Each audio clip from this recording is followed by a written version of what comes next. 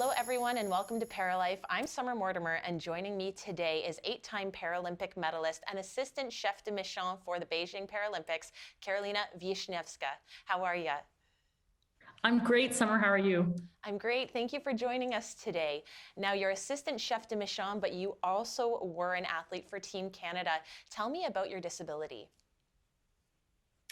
Yes, I was born with cerebral palsy. So in my case, it affects the muscles in my legs and my core, or my trunk, I guess you would say in normal language, and my balance. So actually skiing was suggested as a form of physiotherapy for me, because obviously when you're alpine skiing, you are using your legs and you are challenging your balance. So I always kind of laugh that I ended up in a sport that is actually really hard for me to do. So you found skiing at the age of 5. Was that your preferred sport when you started out?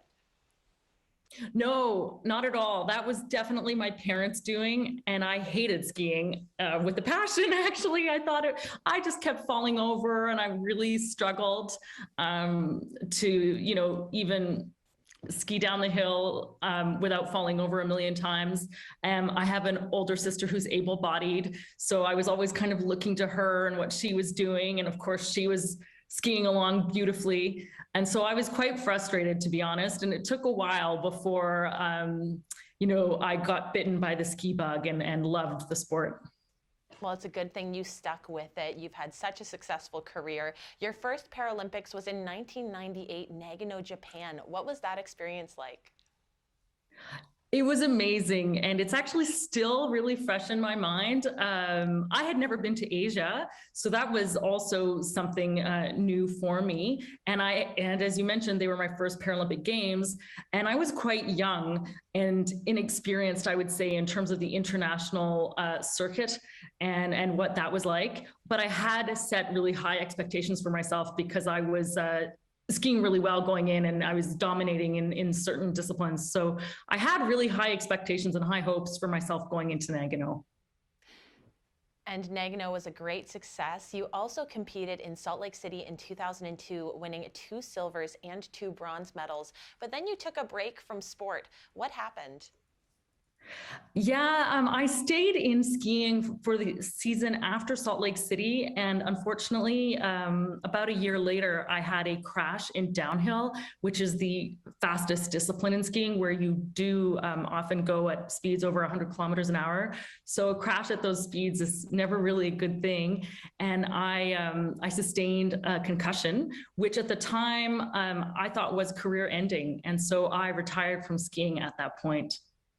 You took a 4-year break. What did you do during your off time? I got my master's degree at Oxford, which was wonderful. And I also was actually on the mission team for the Torino Paralympic Games in 2006 for Team Canada as an athlete mentor. And that experience in itself was the reason I then made a comeback for the 2010 Games in Vancouver and Whistler. Obviously, games on home soil in Canada, kind of an unprecedented thing. And I think, too, my career had ended in a crash. It wasn't a conscious decision to stop. It was something that happened to me.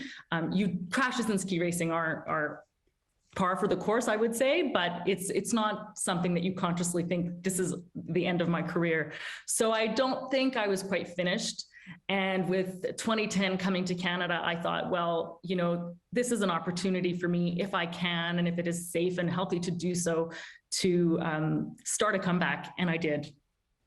Spending all that time around the athletes, sharing your knowledge with them, being inspired, getting that motivation back, and competing on home soil. How did competing in Vancouver turn out for you?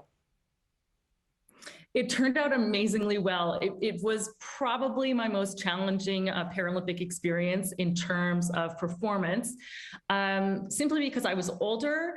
I had put everything, my heart and my soul and everything I had into those games. I had nothing left to give, which is how you want to feel. I'm sure you know this, Summer. At the start line, you want to feel like I've done everything I can possibly do, and there's nothing else I can do. And it was wonderful to have so many of my family and friends there cheering for me, but it also adds an extra layer of complexity and stress, because I was worried about my parents and are they okay? And like, they're not too cold. I hope they're okay. I hope they're not too cold. And I hope they're having fun. And, there were delays in alpine skiing due to weather, and there were lots of delays in 2010. And so there are these extra layers of worry that I didn't have, for instance, at my first games in Nagano, Japan, where I didn't have any family or friends come. Which brings us then to Beijing and the fact that no family and friends are going to be going over there to cheer on our Canadians, and which is another reason why I think the role that Josh Duick, who is the chef de mission, and myself and the whole Canadian Paralympic Committee team, they have such an important role to play, I think, for Beijing, because these games are happening, the second games now after Tokyo, in a pandemic. So it's an unprecedented, very interesting circumstance. You had mentioned having your family there, going to Beijing, the athletes not having their family there. That's certainly going to be a factor. And life is so important with finding a balance with what you do with your sport, both in and out of your sport. What do you do outside of sport since retiring? What have you been involved in? So my day job is I'm a manager with Game Plan, and Game Plan is a Canadian program that supports Canadian Paralympians, Olympians, and national team athletes throughout their sporting careers. So whether they're just starting out on the national team, whether they're in the thick of things, going to games, post games, and up to 2 years after retirement. So we have a whole slew of programs and services available to Canadian athletes across 5 different pillars. And so that's what I do in my day job. That's fantastic. You're providing support all over, both in sport and out of sport. You'll be headed off to Beijing soon as assistant chef de mission, and during the pandemic, there have been so many various challenges. What would you say has been the biggest challenge for you and the team?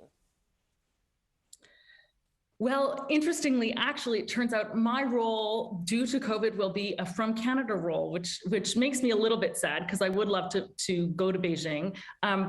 But I will try my best to support from Canada and work with the Canadian Paralympic Committee on the various activations and activities happening here in Canada. And in terms of challenges for the team, I think it's very difficult to be an athlete now. First of all, just in terms of, as you would know, Summer, in terms of access to training and venues, it's a little easier for winter sports because many of our sports are outdoor, and so we can continue to train. But even so, we still need to access a gym, we still need to access various different things, massage, physiotherapy, etc. So I think that has been a challenge that we saw with Tokyo. Our athletes overcame that challenge. And of course, I think our athletes for Beijing will do the same. But it certainly is more difficult and more challenging. And of course, the component of traveling for competition to qualify, not just to qualify, but also to feel race ready. It's really something different. You can't just train, and then show up at the Paralympic Games and be on the same way that you would, having come from a series of World Cup races and having raced against your competitors and having known where you are in the mix. So that kind of extra edge that you get from racing, that I think a lot of people who aren't in sport don't understand, is really important. And so our Canadian teams have been competing when they thought it was safe to do so, and they've been doing phenomenally well, I have to say. I just have to put that in there.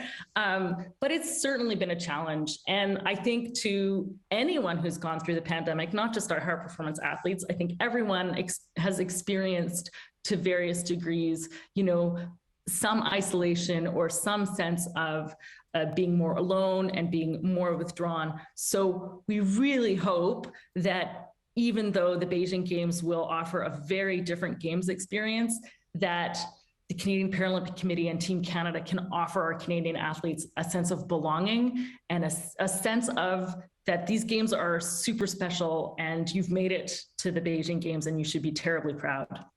Overcoming adversity and facing obstacles is one of the true qualities of a Paralympic athlete. Challenges aside, what's your message for the team? Well, Josh Dewick and Josh is the chef de mission and I'm the assistant chef de mission. Together, we have 3 pillars for our mission for Beijing, and those are elevate, motivate, and unite. So when we talk about elevate, we're really thinking about how can each member of Team Canada not only elevate themselves and be ready for the Paralympic stage, but also thinking about how does their performance and how does the way that they are on that stage offer an example to Canadians or other teammates about how to be an example and a positive example. Of course, motivate, there really is something I think unbelievably motivational and exceptional about Paralympians the world over, and Canadian Paralympians in particular, if I can be so biased. And I do think that in a time like this, Canadians can certainly take a lot of positivity and really, really good messaging and feelings from our Canadian Paralympians and their performances as high performance athletes. And then unite, I think that has very much to do with a sense of, again, coming back a little bit to what may be a challenging time for some Canadians. And so the Paralympics and our Canadian Paralympic team can offer a point of unison for Canadians and a point of positivity and a way to see that, yes, life will throw obstacles and challenges your way. That is just how it is.